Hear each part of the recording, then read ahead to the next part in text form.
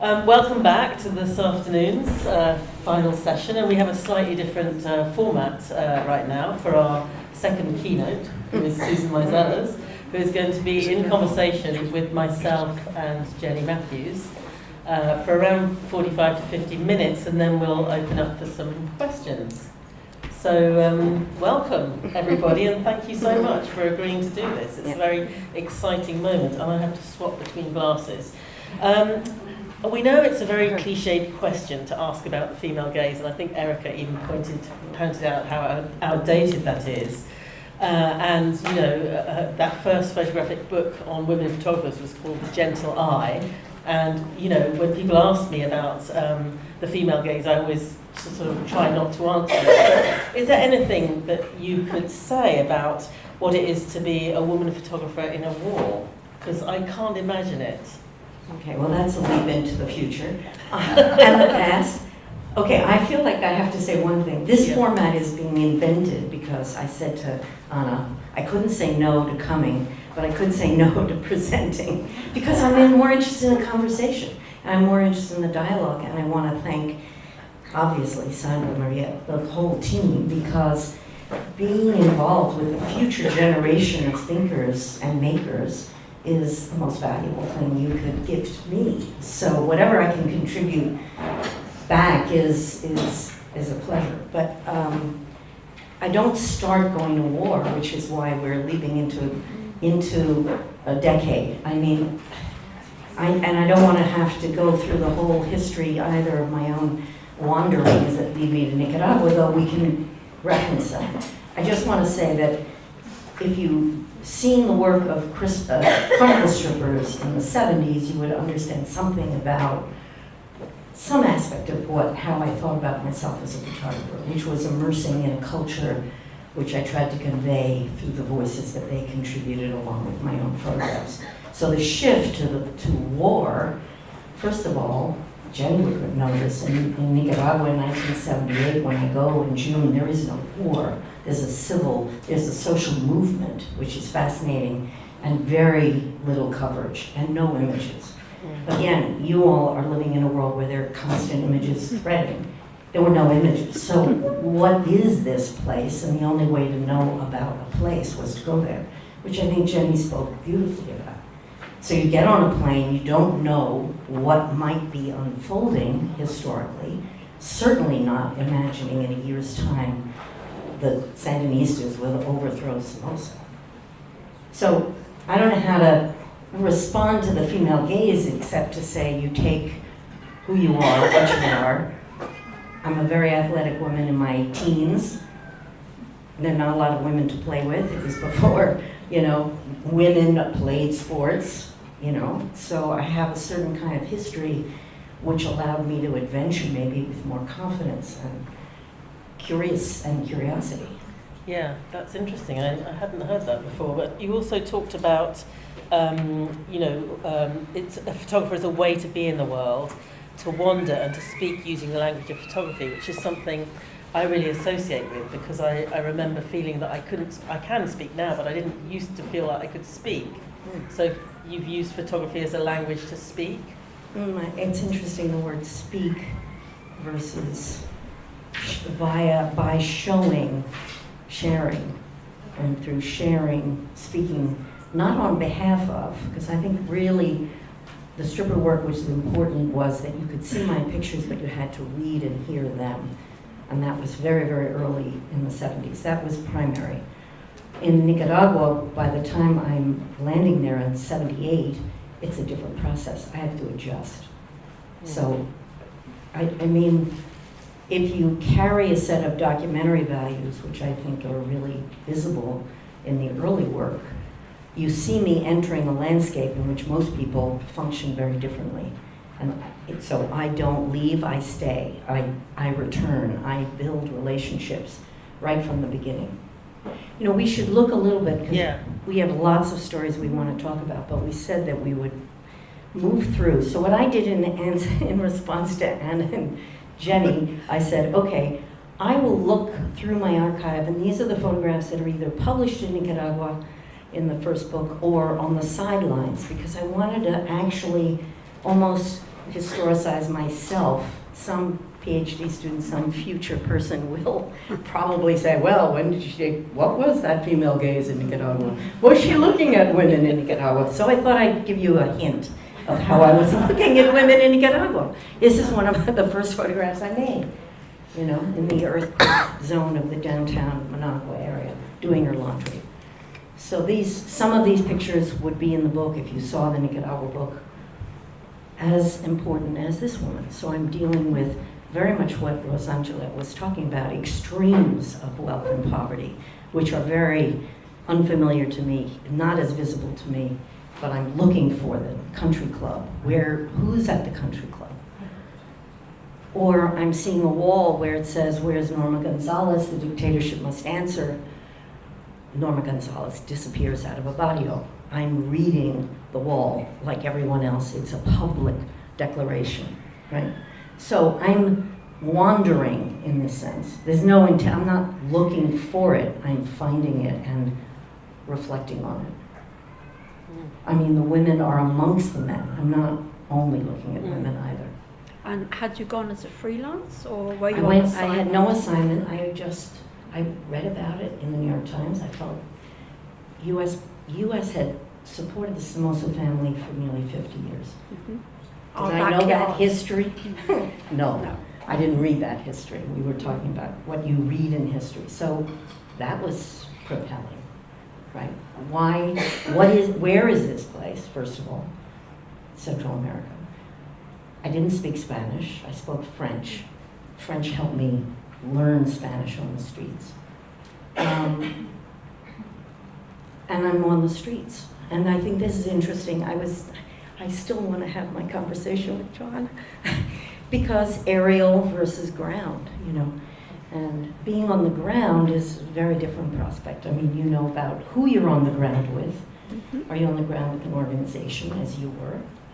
Or you're on... Or with friends. Or with friends. Contacts, yeah. Or, as people call fixers. I'm on the ground alone here, and actually I do a film later that's called Pictures from Revolution, and one of the things I say in that film with this photograph is that at that time somebody held up a bullet that said "Made in the USA" and confronted me.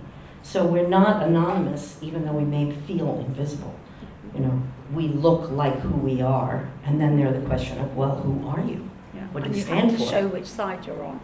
Are you on a side or aren't you on a side? Do you even understand what the sides are or how they're going to evolve? And we can talk about that later. But the beauty of this moment, and I guess I mean, Arlen Sue, who I didn't know who she was when the photograph comes out from the house as this protest about 4 deaths in that specific town, Tepe, happens, they bring out her photograph. Oops. Oh, Laura's crying around. So am I looking for women or I'm seeing women? Where are the women? They're outside of the jails. They're waiting to get news if someone's been killed or disappeared or in prison. So these are part of, if you look at the thread in the book of Nicaragua. But this is a photograph that's not in that book, and it's still this is the moment right before the march that I showed you earlier. The acknowledgement where the student was shot in the public market that mobilized the whole town. I'll just keep going and you guys ask what you do. I mean, the woman here to me is really important because they are the bystanders that I'm interested in. She's completely relaxed. You saw this if you saw Reframing History. But that mural gets there much later in time, 25 years after, when I meet the mother of this young boy who was killed. I mean, it's one of the things that I first noticed when I saw this work. Was this the way that you were observing behind the scenes, not just a front line, but behind the scenes? And I found that, for me, that was quite new to see. And so I continued to look at that. Yeah, but again, if we think about what's the front line, in some places there really is a front line. I'm looking at Katerina in Ukraine, there is a front line. there are two sides. You can't go back and forth. In Central America in the 70s, you could. In fact, you had to. So you crossed the military to find the areas. You know this from El Salvador as well as Nicaragua and Guatemala. There were no fixed positions. So that made you independent of everyone, and probably suspect to everyone to some degree, until you built the relationships you needed. This is right in the beginning, the first insurrection in Matagalpa. Nobody knew there was going to be an insurrection there. So I'm going to see what's happening, and there are other people that go too, but they're not necessarily near me, which is a whole other dynamic that we could talk about. When you're alone in the field, when you're able to work with a writer, I'm not talking about being on assignment, I just mean there are other people doing their work. And I learned a lot from those people. How they moved across the street. Somebody from Vietnam knew how to advise me to zigzag across the street. I didn't invent that. You know what I mean? Yeah. And also local photographers that you teamed up with. Yeah. Local photographers who by being present, this is very true in El Salvador, by being an American photographer, or you could protect local photographers in certain ways, and they also could be your guides. So it's there was a very mutual exchange with many of them, not all of them, but certainly many of them. Some who took me places I would never have known about, not exactly hired as a fixer, but because they were going and said, "Do you want to come?" Or me going into Somoza's headquarters because I have an American passport and I can bring them, which is, so there are ways in which I don't want to use the word collaborate right now, but it is truly that kind of a connectivity. Working alongside. And sharing. And one of the things that really impressed me about you, and a bit after Nicaragua, but when you did the book on Salvador, it wasn't your pictures primarily, it was a whole group of people, and that generosity, I think, is such a brilliant lesson for all photographers, that you're never the only eye. But you know that you're not the only one there, but what is it that's motivating you? I think in Nicaragua, I was just there a very long time, and people were coming and going, and I was as much there as I could possibly be. So I had a very deep relationship, which has gone on and on and on and on. Mm-hmm. El Salvador felt different by that time, and I wasn't the only woman photographer in El Salvador. I was in Nicaragua in the beginning, and in the El Salvador, already within a few months, 6 months, there were many more women beginning to come in. And so the collective testimony of photographs from El Salvador seemed to me to be the more important thing to do. So the book on Nicaragua is my work. The book in El Salvador is the work of 30 photographers. And I know you joined Magnum, I think, after Carnival Strippers, is that right? Yeah, Carnival Strippers was the portfolio I brought. Right, it's incredibly early to join them, and I wondered, did that somehow also propel you to go to war, and did they provide any support whatsoever while you were there? That's such a good question, because I've told that story, but I didn't really know what I was joining. I mean, I had been teaching, I think Jenny knows this, I was teaching photography in the public schools in the South Bronx. I was using pinhole cameras, and very early visual literacy was my focus. So I came out of that, and summers is when I began to photograph strippers. At a certain moment when I published Strippers, suddenly I realized, maybe this is a way to live my life, not just do it on the sidelines. But I had no idea it was a professional enterprise. I didn't know anybody who was a professional photographer. When I accidentally meet someone from Magnum, that's when they invite me to bring a portfolio. I happen to have this amazing body of work that wasn't yet published, but it was pretty well developed. So they responded by saying, please come into our community. There were maybe 20 photographers at that time. There were maybe 6 women photographers at that time. Inga Morath, Eve Arnold, Marilyn Silverstone, Mary Ellen Mark, who soon after left, Jill Friedman, some of you would maybe know, Abby Heyman. All three of them left within about 5 years. But that was an amazing collective experience, something totally out from my own experience. They didn't send me to Nicaragua, but the work would never have circulated as it did if I hadn't been in Magnum. So I had to learn how to do that. Most of my pictures were under my bed before, I joined Magnum. So at the time, how did you get pictures back to them? You sent This is the classic thing, I always think about researchers. To somebody here, I said, please ask people while they're living how they do what they do. First of all, they're not going to remember too many decades later. And secondly, to get the primary, I remember thinking I had never asked Philip Jones Griffiths that about Vietnam Inc. How did he get his work out? Did he use the military? He infiltrated the American military. How did he?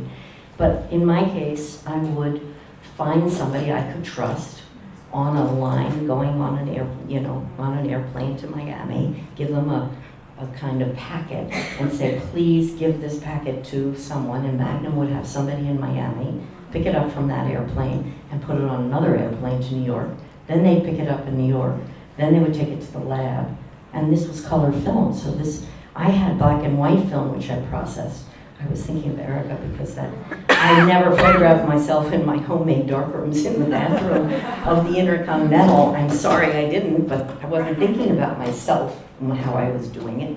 But I would keep the black and white contact sheets, black and white negs, so I could see and describe captions that people would then attach to the color.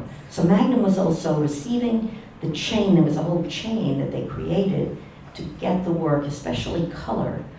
So then they would edit the color. And I stayed, 6 or 8 weeks in the field. I didn't see a lot of the work as I was producing it because it was color. I've seen you with 2 cameras around your neck, so one's black and white, one's color. One black and white, one color. Yep. Constant. That I have no idea where I got that idea. That's what I did, and I did that. I think it's what for the everyone decade. did. I did that as well. Yeah. But you're coming in 5 years later. You made it in 83? 82. 82 was the first time. Yeah. Yeah. So But maybe no, it's just that way of working, always with 2 cameras, so you get something slightly different, and then you have to remember which camera you're shooting with. or you don't. Or Yeah. you don't. And which is more like it. You wish it was in color, because Yeah. once I decided the book was going to be in color, I have photographs in black and white. I wish were color. Aren't you supposed to put that little tab from the film stock on the back of the camera? That's clever. I didn't do that. No, I think it was totally intuitive. I sort of had the sense of one and the other. But actually, another piece of work I would love to have time to do is just look at the difference of the frames. I've done that with a few, but really never systematically. And it's not, well, some of you may have seen, I went back to Carnival Strippers 2 years ago and published something called Carnival Strippers Revisited, in which I discovered the color I had completely forgotten about. So yes, I had 2 cameras there, but color was impossible inside the dressing rooms. So I progressively did less and then just forgot about it. But that's an interesting thread about the making of the work, the seeing of the work. The other piece of the Magnum is that Magnum at that time had a very powerful distribution. So even if I wasn't, as we talked about, on an assignment, what I did have was Magnum's distribution network. And just like Network, which you guys created that, Gamma, Sigma, these agencies meant that they had agents in each of the countries. I don't know if they had one in Yugoslavia at the time, but they had 20 to 25 agents in different territories, different language groups, let's say. This is all collapsed, and this is something about the younger generation trying to figure out how to survive. If you don't have an assignment, a commission, or what we often call the guarantee, which was a first look, which meant that somebody would pay X to see what you did. So they're not committed to you, they're not committed to publishing. And then there was also reproduction. So even if it was, 2 by 3 inches, it was $25. It went back, 50-50 split to pay for your next ticket. So you had this ecosystem financially, which was really crucial. It's one of my questions for Erica. How did, each of you have opened up questions that I have that many more of. The mechanics of producing work, distributing work, and experiencing it, which, I think we just, so I do want to, back to the images I'm finding, this one and the one right before it, what were in the book. This is really an important moment for me, seeing that women are being trained along with others in the Sandinistas. And these are the smaller moments that I think, Anna, we were talking about. Where are the women? So they're on the front lines wherever they are in the towns.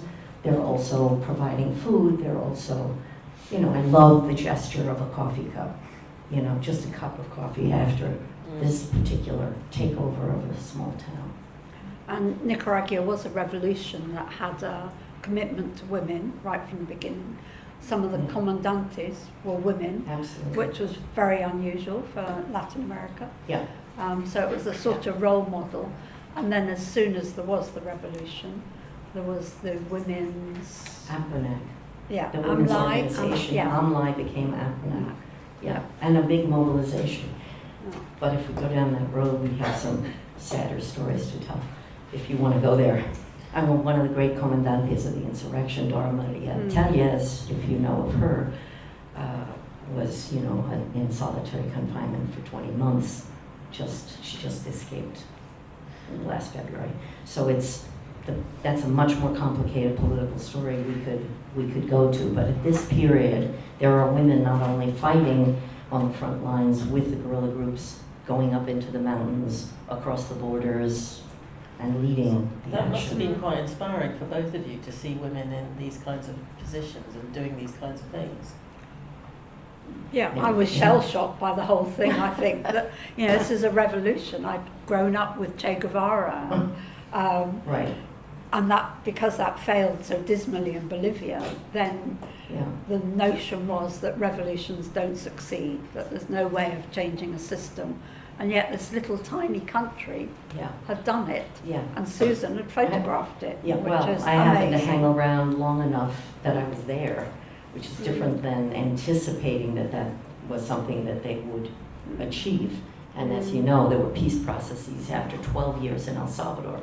It was a much tougher struggle, and we're not going to show the work of Salvador, but I think women are, in my photographs, in very present, I think, and the ways we know them to be, and was said earlier, the everyday lives going on. Maria becomes an important photograph for me down the line. I think, again, which photographs end up being the ones where I have sustained relationships. You didn't see this unless you saw pictures from Revolution, but I'm going to show you. She was in one of the murals that we brought in 25 years later. So women were both on the part of the movement, leaders in the movement, and also on the along with others, victims of what happened under Somoza. One of the other things I hear you quite often say is that one has to think about who is this for and what is the purpose. And that's a very clear statement. And I wonder, did you think that right at the beginning, or did that dawn on you slowly? Yeah, I think probably I wasn't yet understanding what the history would lead me to feel, think, in that sense, the largest sense of history. I mean, at a certain point, I'm feeling, I'm seeing some of these photographs go out through this network of, as I mentioned. I'm not yet even imagining I'm going to make a book. I'm just really trying to understand what's going on. And something else that I think is really important in this work, and probably work that you all do too, where do you place your focus? Where do you place, in my case, your body? Right? And it's literally, do I go to Nicaragua? Do I go to Salvador? Do I go to X, Y, or Z other places in time? Or I could speak about why I didn't go, for example, to Sarajevo.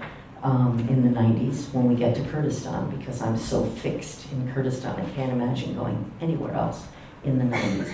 But when you're thinking about where you move your body, you're moving as much as you can, because there's no roadmap. You don't know, there's no internet, there's no cell phone. You don't know what's going on down the block, around the corner, in the town, down the way. So it's all about movement, it's all physical, I think. So you keep moving rather than staying in one place. I keep moving. I would say I keep moving, and I think one big difference in Nicaragua, and Jenny would remember in Salvador, in Nicaragua I feel I can move around, and I'm constantly moving. In El Salvador, I can only move around with other people. It's just too dangerous to be a woman on the road under those circumstances. A brutal regime, very repressive, very aggressive. So an American passport doesn't help you. They killed the Maryknoll nuns. You know, And American journalists, British journalists who I worked with. Yeah, it's a different situation. So all of these are conditioned by time. You know, you have to remember what's happening in 78. Even going back to circulation, we were shipping color because people would wait for it. You have to remember, Kodachrome film, 2 days to get there, 2 days to be in the lab to process, and magazines wanted color. The newspapers were only in black and white. So we, as independent photographers, had an advantage to everyone who was working in the wires or working in those agencies that provided photographs. That's a really important economic factor, that magazines wanted our color because they went to color before newspapers did. I think the Times didn't go to color until way, way later, surprisingly later, maybe even the 90s. Not the magazine, but I mean the front page. Yeah. Yeah. No, I think So the transmission capacity of the wires was black and white. So the only, kind of economy for us was if we were published in color in magazines, which is an important factor to how do you sustain your time there. and there were magazines, unlike now there's Yes, and there were much magazines. less. Yeah, yeah. This is one of my favorites. I'm sorry we don't have really time, but if you get to see a film called Pictures from Revolution, I go back 10 years later and I find, in many cases, as many people as I can in that photograph. And she actually, 10 years later, has met a Contra leader and goes off with him, which Marta, and she describes why and how. The guy behind, his father tells the story that he moves to Canada. He can't survive in Nicaragua 10 years after the revolution. And you see him working in an automobile factory, just producing, a part for a car. This young boy, Guillermo, ends up being the child prodigy and is sent to Cuba and then to Russia, becomes an engineer. So it's the story in one photograph of all these different paths. So this picture in particular resonates for me because, of course, when I'm making it, all I'm fascinated by is his intrigue of the woman gorilla, right? But then 10 years later, it's the peeling away, and it's incredible what you discover. And of course, I would love to go back and find them again, but I haven't done that. Well, that kind of leads us on to talk about, I don't know if the next image will... Well, maybe we can just wrap this, the Nicaragua, because I think the process of making work, then bringing it into a book, and somebody was saying this earlier, but you feel you missed more than you got. Whatever you have is all you have. It's like researching. How far do you go? I'm looking at Rosangela because, it's fast, obsessive. I share the obsessive gene, but at a certain moment, you have to give it up. And in the case of insurrection, when they win, it's over. You can't rewind the movie and play it again and wish you were somewhere that you hadn't been. So you have what you have, and that's a big life lesson. So I make something out of what I have, feeling that I missed many things. And the other important thing about doing this book in 79, 80 is that I know that this is as much for the Nicaraguans as it is for me. So that's kind of the answer, or the people who knew about Nicaragua through me. Not making a book that way was completely different than making Carnival Strippers as a book. Yeah. I'm conscious of that. So I think we put in, oh, it's not going. It's gone. It's gone. Oh, it just went. This is important because this is British history too. This is a rendering, but the first show I did of Mediations was at Side Gallery, and it then went to camera work in London. And when I came back and made the book, I started to realize that I wanted to deconstruct what was happening. So Mediations is a show I do in '82 where all the media representations I can find are on the top line. And in the middle line, you see the photographs and these frame photographs, which were already being collected by a museum or a collector or whatever. So I wanted, what is art versus photojournalism? What is a document? The bottom line is various choices I'm making in order to make the book. So the book is the central line of the exhibition. And it shows every page of the book and what happened. Fantastic. It's sort of about the circulation. If you ask the question, what happened to the pictures, that was as best I could render what happened. So what date was this? And was this the first time that you started, if you like, deconstructing yourself in a way? Well, your images, your work. It's 1982. It's early. The book comes out in '80. And Side invited me to do a show, and this is what I did. I felt like, well, this is my story to tell you about what's happened to these photographs. The other thing, this is a later rendering. The early rendering at Side didn't have this elaboration, but I think it's important to see that I'm documenting one photograph I make over time being transformed as an icon in multiple different political settings. So it's back to the color. You see the black and white above on the left of the contact sheet where I missed the photograph. Below are the color slides that were around the photograph, the large frame and the smaller frame of the picture before and the picture of. And then the Molotov man has a life of his own. And that to me that was the photograph I feel like I've learned more from than anything. Just understanding that an image, way before the internet, it just keeps getting taken and retaken and revisited and all of that. I still can't quite get my head around the idea of having these two cameras and trying to, well, because I mean, I think capturing action, which that's action, is really tricky anyway, just with one camera. So if you had to do it with two, well, as you said, you missed it in the black and white, but you got it in the color. I don't think I was trying always to get the same frame in both. Okay. And that's why it's interesting, Jenny was saying, maybe you were. I was more thinking, I think intuitively, and I may have made a mistake, thinking, when the action's happening, which camera do you have in your hand? And when I look back, I say, oh, bloody hell, I had the black and white camera waiting for that moment. The moment I shift to the other camera, and thank goodness I captured in color, because that's sort of now then becomes part of the longer legacy of the work. You see what I mean? But it's totally intuitive and responsive to and you've what's got happening. choice of lenses as well. I mean, I usually have the wrong lens on at the wrong time on the wrong camera, but I use a right. zoom. Yeah, Well, but that's modern. Zoom lenses there weren't zoom lenses they with were Leica crap. cameras. Yeah. Oh no. And and I did not, Yeah. I mean, maybe I switched 28 and 50, I don't know. Not so much. I'm pretty much moving my body than not moving Okay, I'm changing lazy. lenses. Now I might use a zoom for a different reason, but I wouldn't have, I didn't use zooms then. Yeah. In fact, there's a funny story from Magnum that somebody published somewhere, that when you ask what did Magnum do, somebody was seeing the photographs at Magnum, somebody named Bert Glynn, if you know, he had photographed Fidel in Cuba in '59, blah, blah, blah. He's looking at my photographs and he says, I've got to send you a zoom lens. It's like, I mean, I don't know what to do with a zoom lens. I mean, I'm we used to have a joke, I don't know if Jenny, it's kind of like, are you a 28? Are you a 35? Are you a 50? I was just going to ask you that. It's 28. I'm a 28. Yeah. I'm still a 35. She's a 35.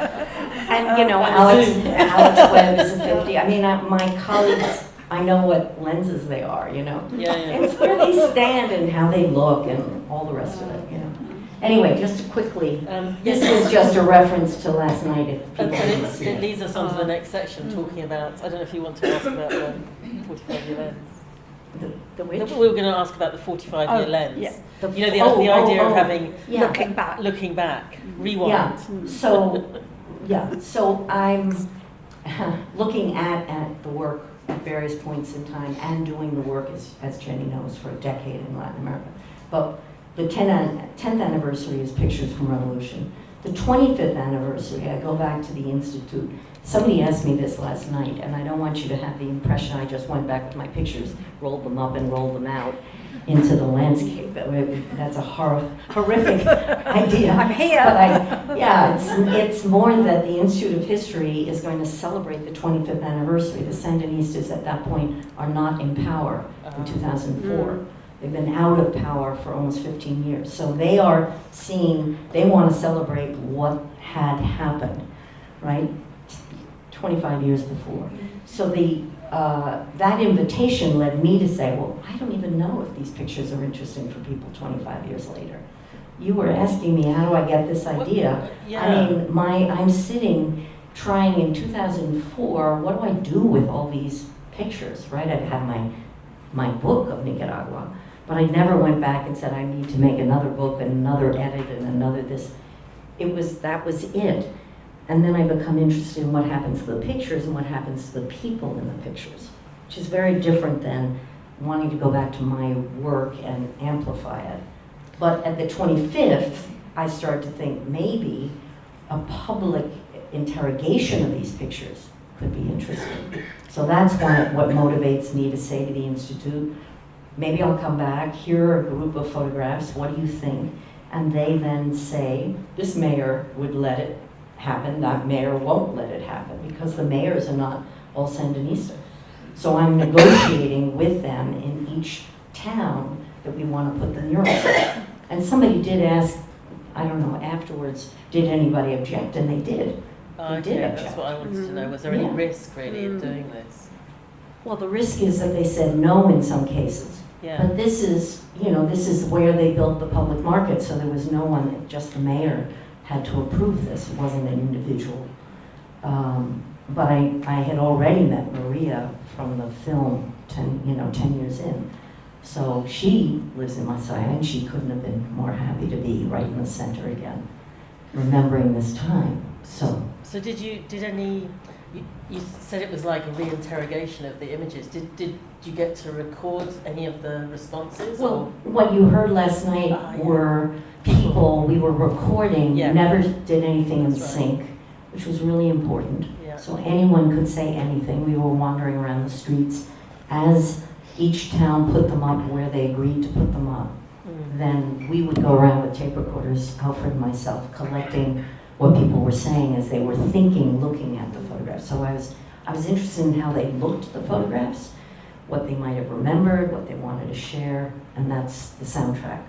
And Leslie and I were talking this morning, both of us were in conversation at Tate Modern with Simon Baker, and we remember somebody standing up at the back who I don't know if you'd photographed them, but they obviously were from the time. That was Arlen Sue, the photograph I told you about, the black and white photograph. Her sister was in the back row of the Tate when I was talking with Simon about doing Carnival Strippers, and she stood up and said, "That's my sister, and I've always wondered how you made that photograph." Do you remember that? Yeah. Yeah, I'm still in touch with her. She lives in London. Her family, she was the younger sister, and her parents sent her to London so she wouldn't get involved in the insurrection. Her sister had died 3 years before that.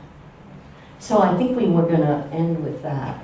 Oh no, there's one other thing. This is Boris's magic. Because I wanted you to realize my obsession is not just about the making of the photograph, but also how else it can be contextualized. So this is an installation I did in Frankfurt after photographing. The panoramics are the US-Mexico border, and what I've been thinking about is all the people coming with these histories crossing the border, whether it was El Salvador or color from Nicaragua. The black and white is El Salvador. So I'm overlapping these memories of places of political and economic exile. against the photographs I'm making along the border, people trying to get into the US. And I still feel this is really, it's relevant now. I did this in 91. But to me, this is the trauma of, certainly in the US, no immigration policy, no clarity, no coherence, etc. But these histories go on, and the consequences of these histories is, as we know. Economies, capitalism, Yeah. Poverty. And bodies and collectives and individuals, and so much loss, instability. So I think we were going to go to Kurdistan. Yeah. Yeah, and then talk about thinking about different approaches. I mean, I suppose you must have been thinking more and more about what the issues are, especially after deconstructing the Nicaragua representations, and then you must have had some time to think about what could be a very different way of picturing this. Well, ideally, I added this picture since we talked because somehow, in relation to the conversation that was being had about the 91 Gulf War, I really felt like you had to understand the context in which I'm going to Kurdistan. So that war has happened, what we were hearing earlier today. I'm going across the border from Iran into northern Iraq in April 91. So the uprising has occurred by the Kurds, the war against Saddam. They fail. Bush has encouraged them. The no-fly zone gets created, for those of you who know this history. And Saddam's forces are retreating. So I'm not sure, you're coming in 91 or 92. Do you remember? To Kurdistan? Or to, well, Kurdistan to Baghdad. I don't know where you took the pictures you showed of Saddam. Saddam. This is much later. This is 2003. Oh, okay. Just after okay. the bomb. So I'm doing this work 10 years before that. Yeah. And that's when I saw your photographs. Oh, right. How amazing. Yeah. So the Kurds were, of course, erasing Saddam as fast as they could, obviously. Yeah.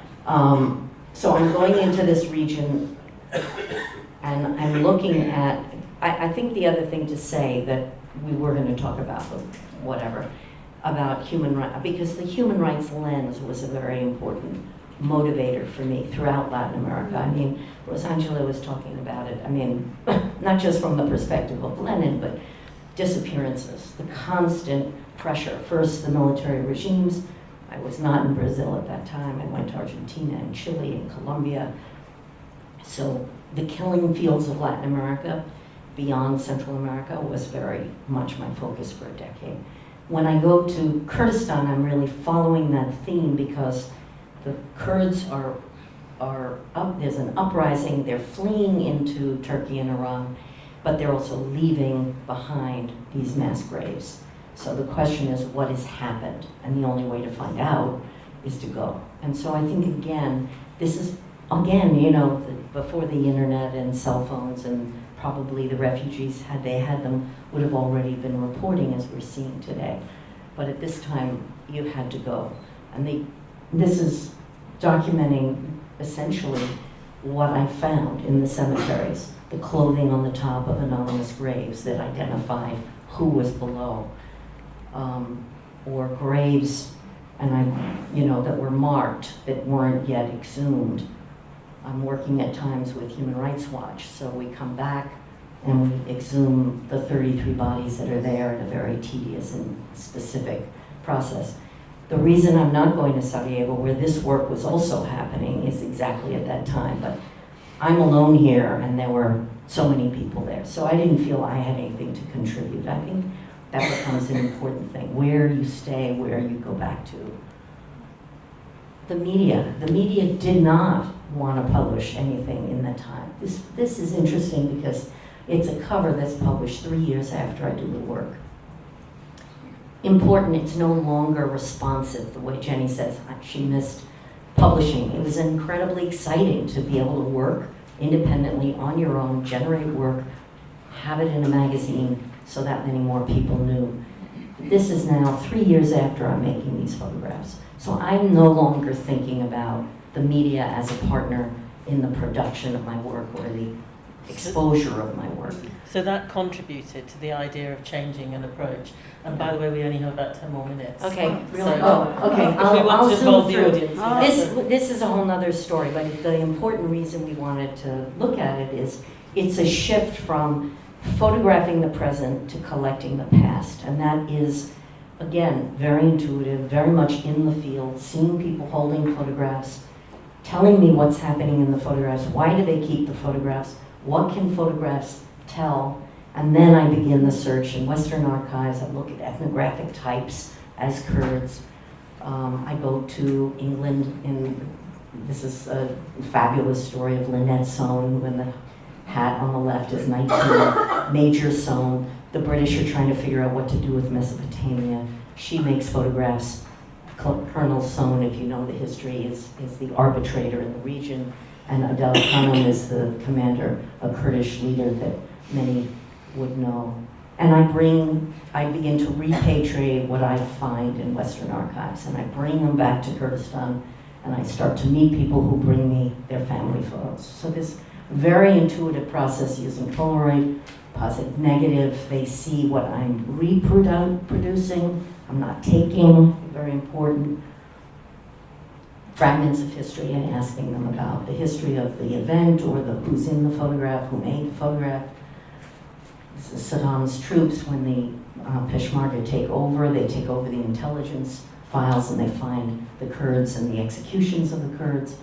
And I begin this crazy process of building scrapbooks with primary materials to contextualize.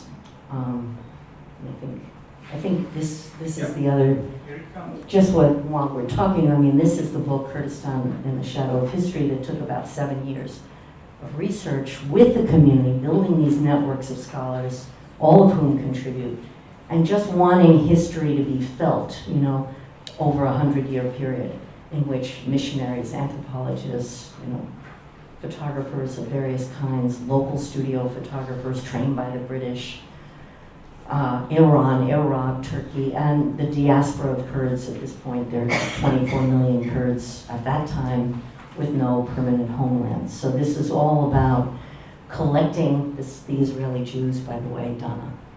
That passport was for a Kurdish Jew leaving for Israel. And I mean, the important thing here is just, it's a collection, it's not an authoritative history, it's collected with all the people that you can possibly find who can make a contribution. When you're working on something important, that's definitely really important to society, and it's that long, did you ever get anxious that you might not get there? Like from day one, I realized when somebody gives you something, you have to deliver, and I had no idea what I was making or what I would find to make something of. So yeah, that's the biggest anxiety. My metaphor, which I've told people, is a very heavy stone on my head, like an African woman, my knees bending and thinking if I put it down, I'll never get up, it'll be over. So how far down the road? I put this in because we had this talk yesterday about the RAF bombing, right? There they are, Amazing. photographing themselves, and the interesting thing is I found this leaflet in Slovenia, which is one of the sites of the bombing, and somebody had kept the leaflet in which they said, please run away. You know what? The Israelis are doing the exact same leaflet right now in southern Gaza. Sending leaflets to say, please protect yourselves. Find a place to go. So, I mean, this was amazing. This is just, the fact that 10 years after we brought Saddam was dead, there was a Kurdish president and I bring the book back, and of course the important thing is it's in libraries and schools, and there's an exhibition that traveled around of the artifacts we collected. I think I put this in because one of the, I think, really important ideas was when the show moved around Europe, there was a site-specific room where Kurds in the diaspora could bring their stories. So they didn't just look at what was on the walls that was already collected, but they brought things in, which led me to do the website in 1998, where people could continue to add stories since the book was fixed, which is very simple. And now it looks like that. If any of you were in Slovenia, it was just last in Ljubljiana, and you see that many more books which are coming from the diaspora. And that's each one adding a story from the past or the present, what it's like to live where they live now. And I think that's the last slide. Well, this is just, I actually had that as a movie because I love watching people. Do they read or don't they read? Do they touch or don't they touch? Do they feel invited? Can you make something that feels interactive? And this was an amazing moment in Vienna. People were just mesmerized. And that's what are we doing? We're trying to connect people. Have an effect. Yeah.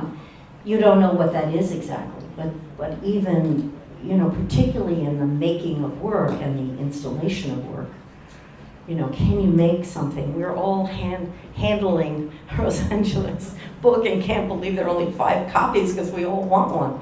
We're very physical people. And, as much as I love the digital landscape, I love seeing people physically holding things and talking together. But this is a very real history, a living history. And it took you to do it. Well, and others, but it's you a need a complete motivator. Collaboration in insanity of, but so is putting a conference together. Exactly. I don't know if anyone wants people to join in the conversation, but also Susan's been part of a big project to create a new book, which is kind of proposing a new way of looking at the history of photography, which is very interesting, through collaboration, a potential history of photography. Yeah, which I'll leave on here. This is the very first copy. I just got it last Saturday. But Ariella Azoulay was a partner in this. Laura Wexler, a feminist historian based at Yale.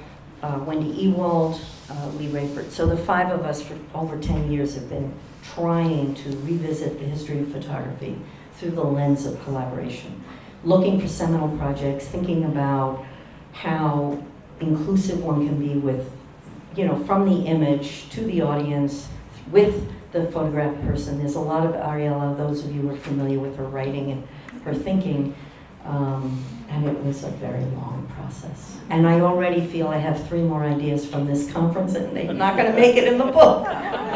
We have Rosangela in it, but a very early project for her.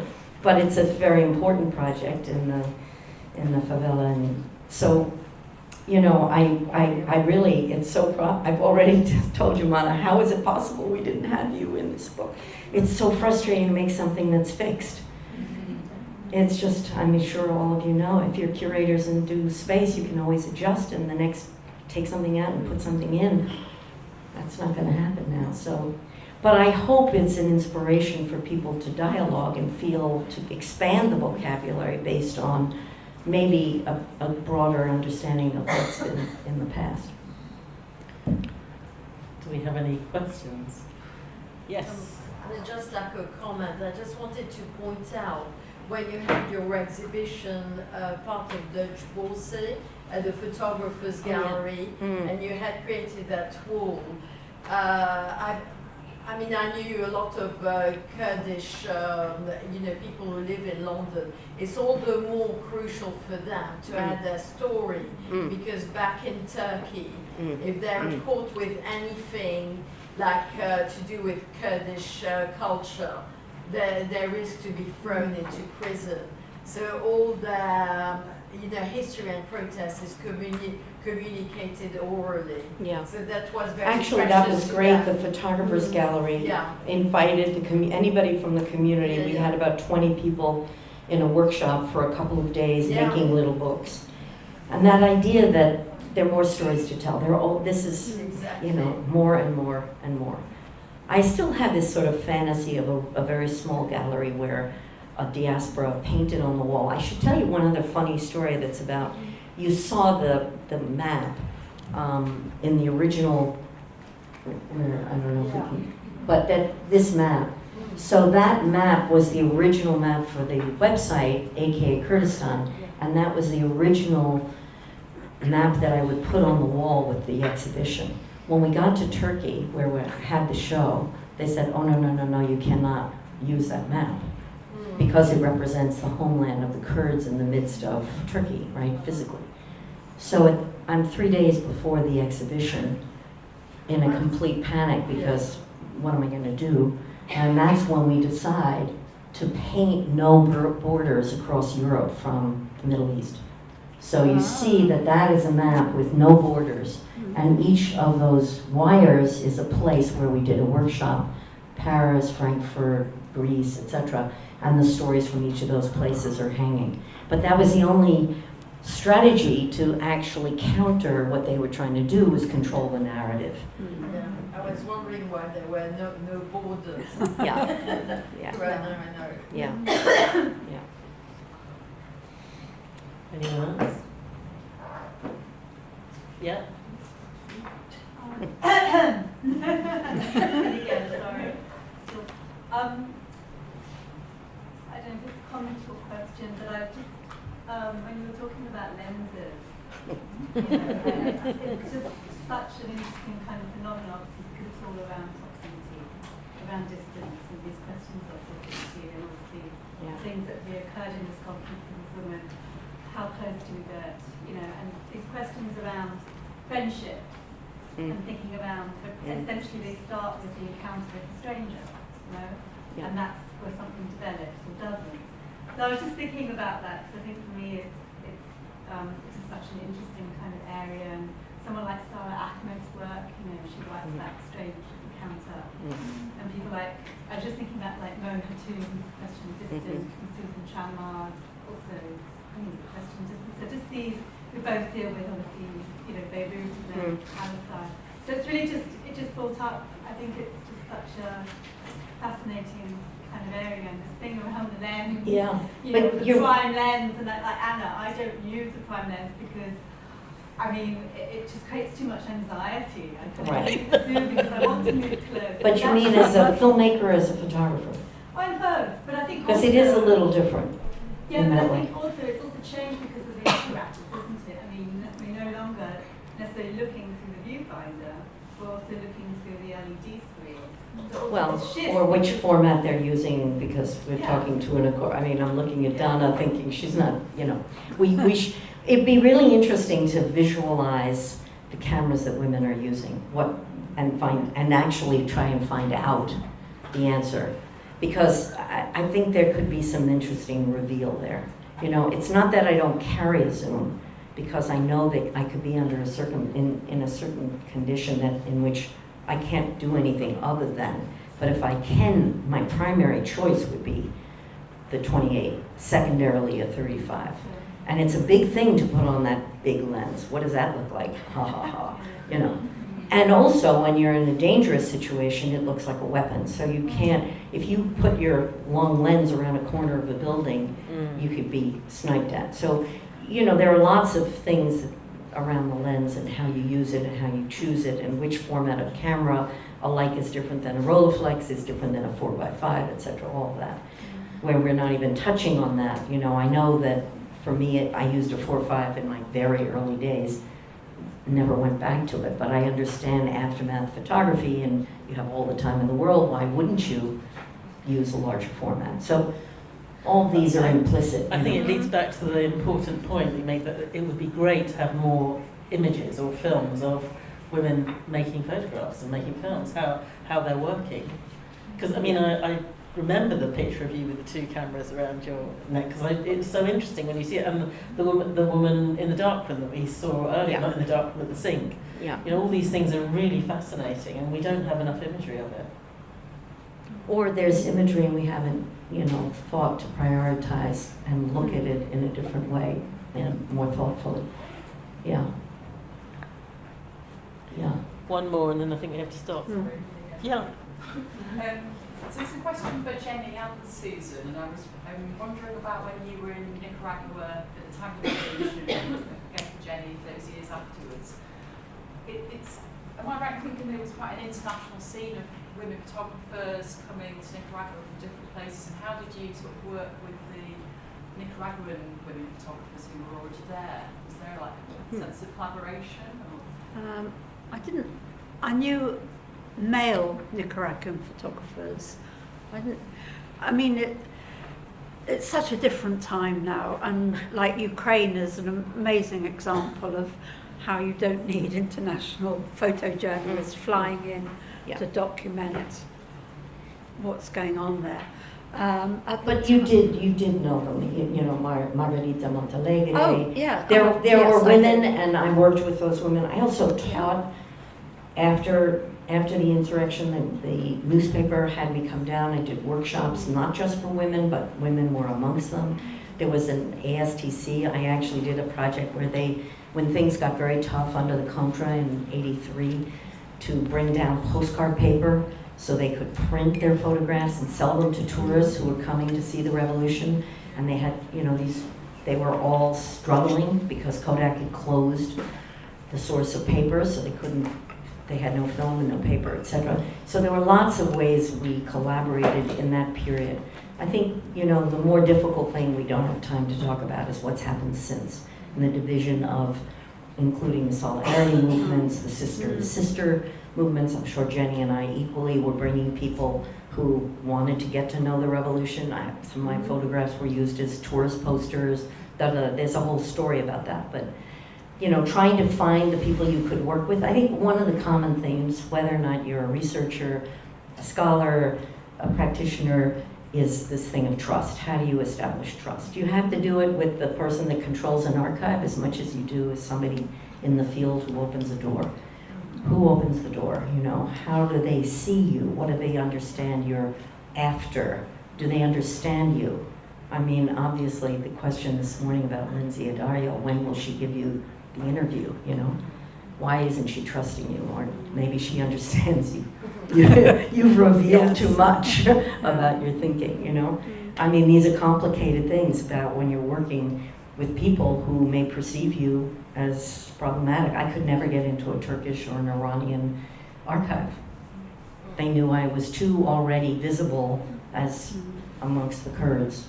So, you know, it's complicated. These relationships are all, you know, complicated. And if you can find ways to work independently, which in a way, Rosangela, I love that, you know, you could do that research and not have to, nobody gives you permission, it's just there. Once you have the brilliance of the idea, you can independently create, you know. That's not always the condition we're working in. Thank you, Okay. everyone. Thank you. both of Thanks. you. Thanks. Thank you.